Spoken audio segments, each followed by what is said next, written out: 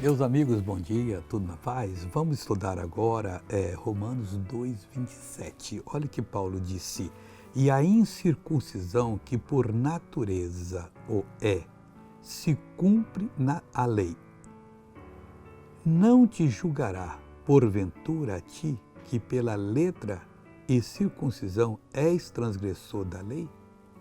Olha, o judeu estava com um problema sério, né? Pela letra da lei, né?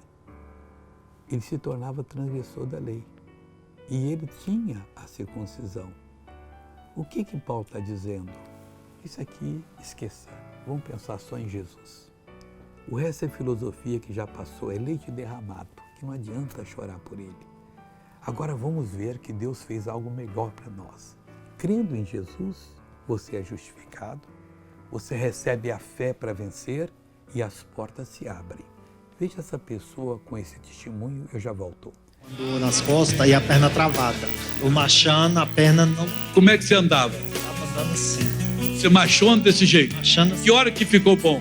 Aí, quando a segunda volta que nós deu, Deus já te... Aliviou. Agora tá bem? Anda normal agora?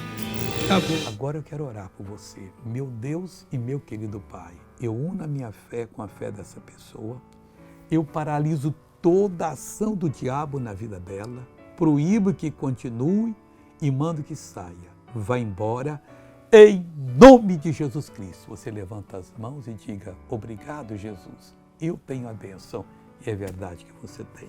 Deus te abençoe.